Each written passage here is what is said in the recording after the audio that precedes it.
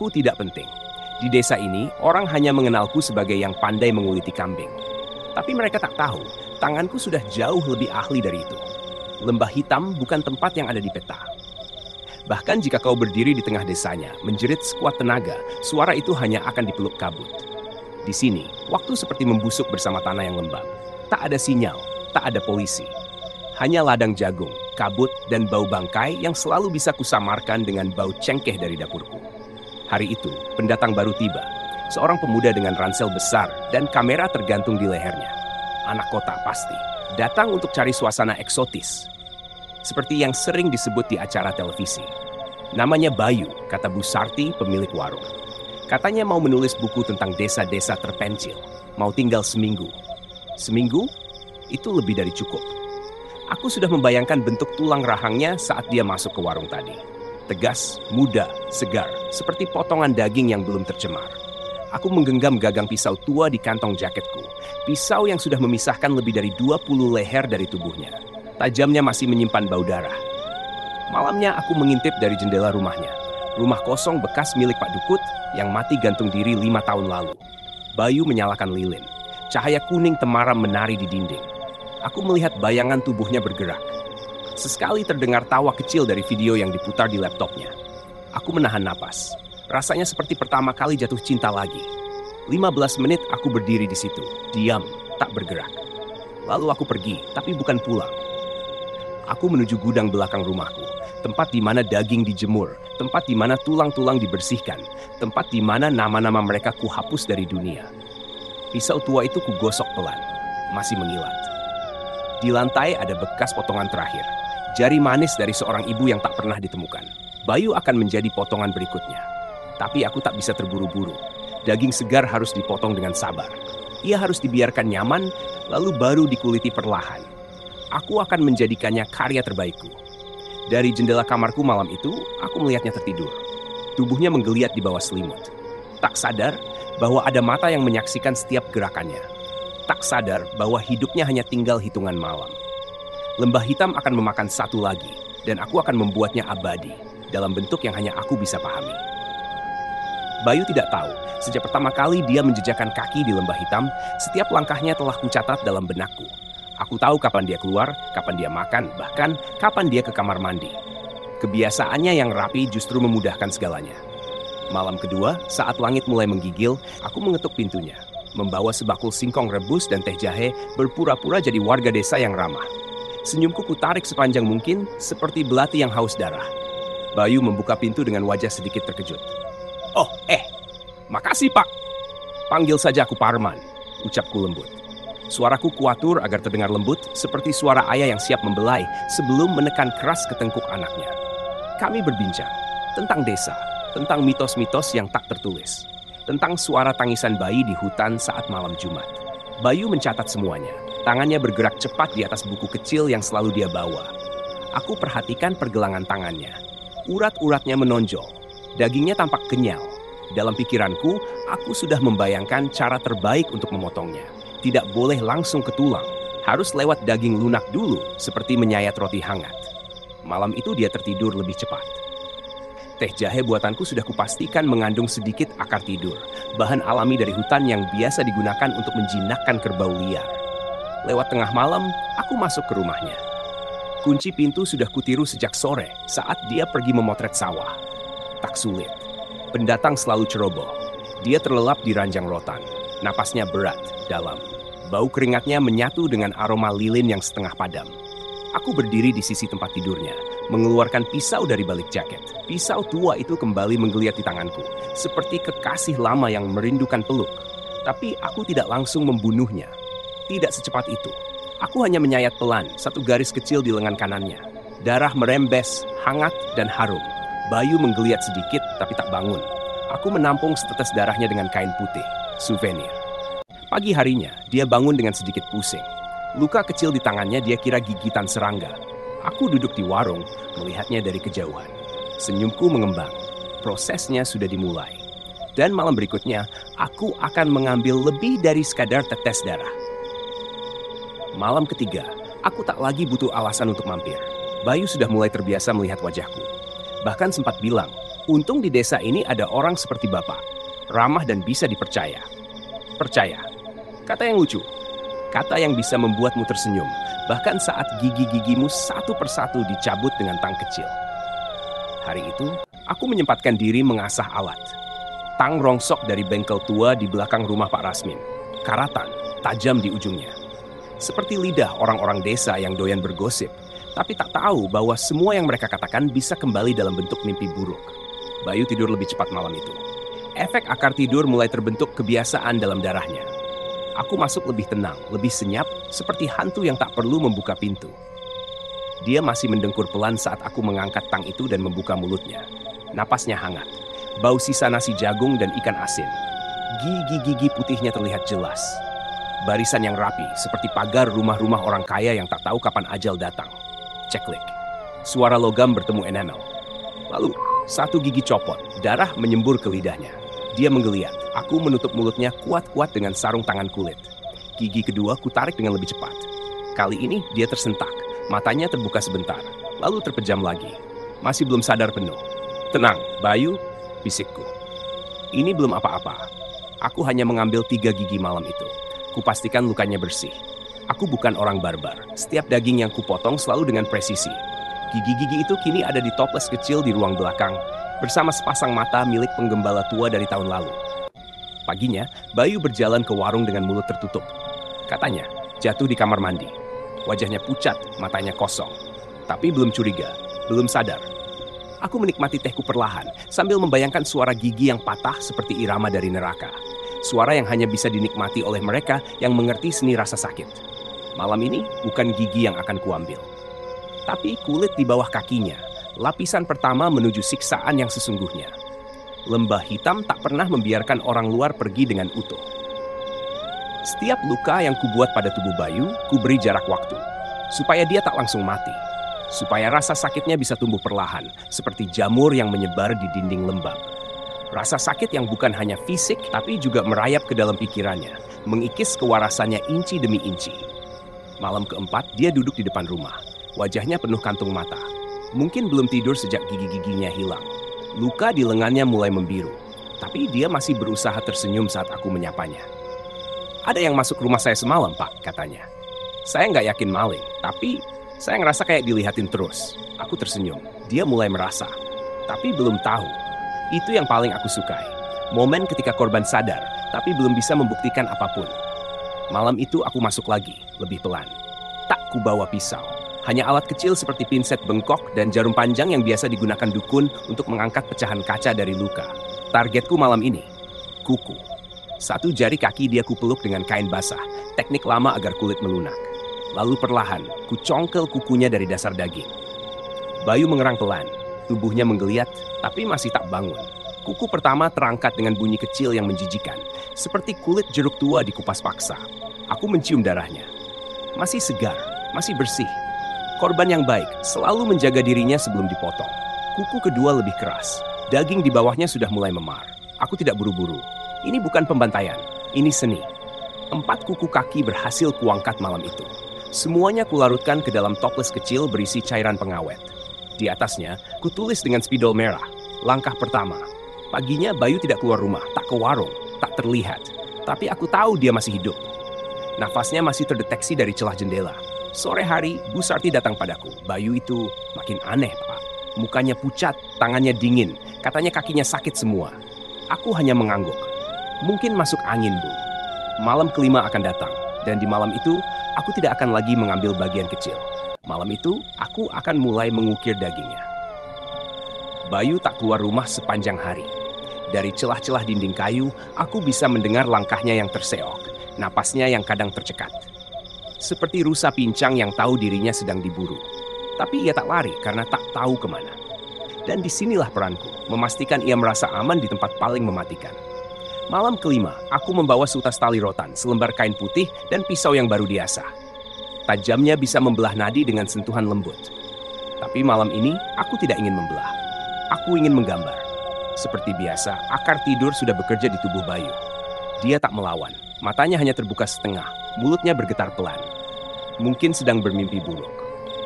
Tapi mimpi buruknya belum apa-apa dibandingkan dengan kenyataan yang akan kurajut di tubuhnya. Aku buka kemejanya. Dada muda yang bersih, tanpa luka. Kulitnya halus, sedikit berkeringat. Kanvas yang sempurna. Kutatap pisauku dan mulai mengukir. Garis pertama di atas tulang dada lurus ke bawah. Lalu 2 garis menyilang membentuk lambang kuno yang hanya kupelajari dari buku busuk di loteng rumah Pakde. Lambang pemanggil rasa takut. Bayu mengerang. Tubuhnya kejang sesaat saat darah pertama menetes. Tapi tak teriak. Mulutnya sudah kuganjal dengan kain. Goresan kedua lebih dalam, lebih rumit. Aku ukir dengan perlahan, menikmatinya seperti seniman menikmati lukisan terakhirnya sebelum mati. Darah mengalir pelan, menyusup ke pinggir ranjang. Dada itu kini bukan hanya dada, tapi simbol penderitaan. 5 goresan, melingkar, membentuk sesuatu yang bahkan aku sendiri tidak tahu artinya. Tapi aku yakin setiap luka akan meninggalkan bisikan dalam jiwanya. Dan itulah tujuanku. Setelah selesai, aku menutup lukanya dengan kain kasa yang sudah kubasahi alkohol. Bukan untuk mengobati, tapi untuk membakar rasa. Bayu terbangun 1 jam setelah aku pergi. Dari balik jendela, aku melihatnya membuka baju, menatap dadanya yang kini penuh ukiran. Ia menjerit, keras, suara yang menggetarkan malam. Tapi tak ada yang keluar untuk menolong. Di desa ini, semua orang pura-pura tidur ketika teror datang. Malam ke-6, ia akan mencoba kabur. Dan aku akan ada di belakangnya, seperti bayangan yang tak pernah ia sadari keberadaannya. Bayu tak menunggu malam. Saat matahari mulai condong ke barat, dia keluar dari rumahnya dengan tubuh gemetar, membawa ransel kecil dan sebotol air. Langkahnya pincang. Luka di kakinya masih basah. Dada penuh perban yang sudah berubah warna menjadi merah tua. Dia pikir dia bisa kabur. Dia pikir lembah hitam adalah tempat biasa. Dia tidak tahu. Hutan di sini tak pernah mengizinkan siapapun keluar hidup-hidup tanpa izin dariku. Aku mengikutinya sejak langkah pertama. Dari balik pohon, dari bawah bayangan semak berduri. Ia berjalan menuju batas desa, lalu ke jalan setapak yang jarang dilewati, menuju hutan yang katanya tembus ke kota sebelah. Hutan itu memang ada. Tapi sudah puluhan tahun tak ada satupun yang bisa kembali keluar jika masuk terlalu dalam. Karena hutan itu hidup, dan ia mengenalku sebagai penguasa rasa sakit. Bayu mulai mempercepat langkah, berkali-kali menengok ke belakang, seolah ia merasakan tatapanku. Benar, aku ada di sana, tapi bukan untuk menyentuh, belum. Langkahnya melewati batang pohon mati. Kakinya tersandung akar. Beberapa kali ia terjatuh. Darahnya menetes di tanah, dan tanah menyerapnya seperti haus akan rasa sakit. Lalu terdengar bisikan, bukan dariku, tapi dari hutan itu sendiri. Apa kau pikir kau bisa lari? Dagingmu sudah ditandai. Bayu mulai panik, berlari, nafasnya berat. Napas yang semakin dekat dengan napas terakhirnya. Dan saat matahari benar-benar tenggelam, ia tiba di tengah hutan. Di sana tanahnya basah, aroma darah tua menggantung di udara. Dan di sanalah aku muncul, dari balik bayangan, tenang, tanpa suara. Aku beri kau satu pilihan, Bayu, kataku. Potong salah satu jarimu sendiri malam ini, atau aku akan potong semua jarimu sebelum fajar. Dia menangis, memohon, berlutut. Aku hanya meletakkan pisau kecil di atas batu, lalu berjalan mundur, menyatu lagi dengan gelap. Beberapa menit kemudian, ku dengar jeritannya, suara daging terbelah, pisau yang memotong dengan tangan gemetar, dan tawa kecil dari balik pepohonan. Bayu telah memilih. Dan malam ke-7 akan jadi malam di mana ia menyerahkan seluruh tubuhnya, satu bagian demi satu, atas kemauannya sendiri. Bayu tak kembali ke desanya malam itu. Setelah jari kelingkingnya tertinggal di atas batu, berdarah, berdenyut, berteriak sendiri, ia hanya terduduk, menangis. Matanya kosong, tangannya gemetar, tapi wajahnya sudah mulai menyerah. Dan saat fajar pertama menyentuh ranting, aku datang. Ku menyambutnya seperti sahabat lama. Ku peluk tubuhnya yang gemetar. Ku selimuti dia dengan kain dekil yang biasa kupakai untuk membungkus daging bangkai. Waktunya pulang, bisikku. Tapi tentu bukan ke rumah. Bayu kubawa ke tempat yang tak pernah disebut siapapun di Lembah Hitam. Sebuah bangunan kecil dari kayu lapuk, terkubur kabut dan akar pohon. Orang-orang menyebutnya kandang, tapi itu bukan untuk hewan. Itu untuk manusia-manusia yang sudah kehilangan nama, yang hanya tersisa bau darah dan tangis tak terdengar. Kandang itu hanya memiliki satu pintu dan tak ada jendela. Dindingnya basah. Di lantai ada bercak-bercak lama yang tak bisa hilang meski dicuci ribuan kali. Bau amis menempel di dinding dan suara tetesan air dari atap tak berhenti sejak bertahun-tahun lalu. Di dalamnya sudah ada 2 tubuh lain. Mayat? Mungkin. Tapi kadang mereka bergerak. Sisa-sisa permainanku dari tahun lalu. Saksi bisu bagaimana aku menyusun karya seni dari rasa takut manusia. Bayu kutaruh di pojok. Kupaku kakinya dengan besi karatan agar ia tidak kabur. Kupasangkan kalung besi di lehernya. Dan kuperlihatkan potongan jari kelingkingnya sendiri. Kini sudah diawetkan, tergantung seperti liontin. Ini pengingat bahwa kau masih punya 9 jari lain, kataku sambil tersenyum. Bayu tak menjawab. Ia hanya menatap lantai dan mulai tertawa. Tertawa kecil, pelan, putus asa. Tawa orang yang tahu hidupnya tak bisa kembali. Malam ketujuh, aku tak menyakitinya. Tidak perlu. Rasa takutnya sudah cukup menusuk sampai ke tulang. Aku hanya duduk di depannya, memegang buku catatan kecil, berisi semua detail luka yang pernah kubuat. Malam ke-8, aku akan menguji sejauh mana seseorang bisa kehilangan dirinya, sebelum daging dan jiwa tak lagi punya perbedaan. Bayu sudah tidak menjerit lagi. Itulah saat paling menyenangkan dalam proses ini. Bukan ketika darah pertama tumpah, atau ketika tulang retak untuk pertama kali, tapi saat tatapan mereka kosong, seperti kaca retak tanpa pantulan. Malam ke-8, kupanggil dia dengan peluit kecil yang hanya kugunakan untuk 2 hal, memanggil anjing dan memanggil manusia yang sudah tak sadar dirinya bukan manusia lagi. Dia datang merangkak, rantai di kakinya berderak pelan, wajahnya kotor, matanya sayu. Tapi ia menjawab, "Aku di sini," katanya. Kutarik bangku tua di tengah kandang. Kuletakkan cermin berkarat di hadapannya. "Lihat wajahmu," kataku. Ia menatap cermin, perlahan. "Lihat baik-baik, mana yang bisa kau lepas duluan?" Bayu menggigit bibir. Tangan kirinya gemetar. Di depannya kuletakkan pisau cukur karat dan alat pencabut daging. Alat yang biasa dipakai tukang sembelih, tapi kini kupakai untuk seni yang lebih tinggi. "Kau ingin keluar dari sini kan?" Ia mengangguk. "Potong bagian wajah yang paling tak kau suka. Lalu buat topeng darinya. Pakai. Baru kita bicara soal keluar." Ia terdiam lama, lalu mulai membuka bajunya. Tangannya menyentuh pipi kirinya. Ia menatapnya di cermin. Aku melihat tubuhnya mulai gemetar saat pisau menyentuh kulit. Darah pertama mengalir seperti air mata. Lalu, sobekan pertama terdengar. Daging dikuliti perlahan dari pipi ke rahang. Daging mentah yang masih hangat itu ia pegang. Lalu, atas bisikanku ia tempelkan di kain putih. Dijahit dengan benang kasar. Jadi topeng. Dari kulitnya sendiri. Bayu tak menangis, ia pakai topeng itu. Wajah yang sudah bukan wajah, manusia yang sudah bukan manusia. Aku berdiri, menepuk bahunya. "Selamat datang di bentuk barumu. Mulai malam ini, kau bukan korban. Kau adalah daging suci." Di luar kandang, kabut makin tebal. Dan di dalam, kini ada 2 yang memegang pisau. Pagi itu, kabut tak kunjung hilang. Langit pucat, udara membeku. Dan suara langkah pertama terdengar dari arah desa. Seorang lelaki muda, wajahnya panik, namanya Tio. Ia sepupu Bayu, datang mencari karena merasa firasat buruk. Aku tahu dia akan datang. Aku yang menaruh sobekan baju berdarah Bayu di dekat batas desa. Aku yang menyebar desas-desus bahwa Bayu masih hidup, bersembunyi di hutan. Dan kini, daging segar datang sendiri ke kandang. Bayu berdiri di pojok ruangan, mengenakan topeng dari kulit wajahnya sendiri.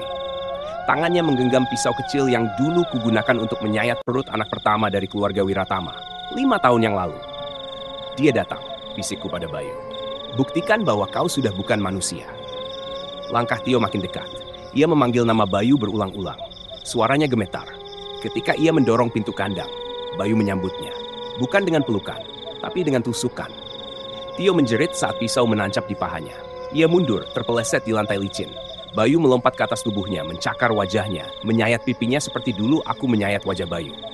"Aku selamatkan kau," ucap Bayu dengan suara berat. "Dari dunia yang palsu." Aku berdiri di belakang mereka, menikmati tontonan ini seperti menonton opera daging dan darah. Tio meronta, menangis, memohon. Tapi tak ada yang mendengarnya. Kandang ini telah menelan lebih dari 20 jiwa, dan tak satu pun jeritan menembus keluar. Akhirnya, Bayu berhenti. Tubuh Tio diam. Napas Bayu berat, tangannya gemetar, tapi matanya menyala. Ia mendekat padaku. "Bolehkah aku buat topeng baru?" tanyanya. Aku tersenyum, menepuk pundaknya, menyerahkan benang kasar dan jarum besar. "Ambillah, kau sudah pantas." Malam itu di atas meja potong, 2 wajah manusia tergantung berdampingan. Dan Bayu kini resmi jadi bagian dari keluarga dagingku. Lembah Hitam tak pernah ada di peta. Tak ada yang benar-benar tahu letaknya. Bahkan warga desa yang tinggal di sekitarnya pun tak pernah mengakui keberadaannya. Dan itu memang disengaja. Karena di lembah ini bukan waktu yang berjalan, melainkan warisan. Warisan daging, warisan rasa sakit, Warisan kegilaan. Bayu kini sudah jadi bagian dari itu. Lelaki biasa yang kubentuk ulang jadi seniman rasa sakit. Malam terakhir, aku bawa dia ke ruang paling dalam di balik kandang. Ruang yang bahkan tak berdinding. Hanya tanah, bau anyir, dan ribuan ukiran nama-nama korban yang tergores pakai kuku dan darah. "Siapa yang buat semua ini?" tanya Bayu. Aku menunjuk cermin besar di ujung ruangan. Ia mendekat dan melihat bukan hanya dirinya, tapi sosok-sosok lain. Wajah-wajah yang pernah menatap cermin itu. Pemotong pertama, pemotong kedua, hingga pemotong ke-9. Semua telah tiada. Tapi daging mereka masih bicara. "Sekarang kau pemotong ke-10, kataku. Bayu tertawa. Tawa kosong, tawa puas. Aku mengangkat pisau. Pisau yang dulu diwariskan padaku oleh orang yang kupanggil ayah. Bukan ayah kandung, tapi pemotong ke-9. "Waktunya aku pergi," ucapku. Bayu mengerti. Dia berdiri di belakangku dan menancapkan pisau itu tepat di jantungku. Tak ada rasa sakit, hanya kelegaan. Sebab begitulah warisan bekerja. Satu jiwa harus mati agar warisan bisa hidup selamanya. Tubuhku rebah di lantai tanah. Darahku meresap perlahan. Dan Bayu berdiri tegak di atas jasadku, mengenakan topeng baru dari wajah sepupunya, memegang pisau warisan di tangan kanan. Di luar, kabut makin pekat. Dan dari kejauhan, langkah-langkah baru terdengar. Seseorang sedang mencari orang hilang. Seseorang yang akan jadi daging berikutnya. Lembah Hitam tersenyum, sebab warisan daging tak akan pernah mati.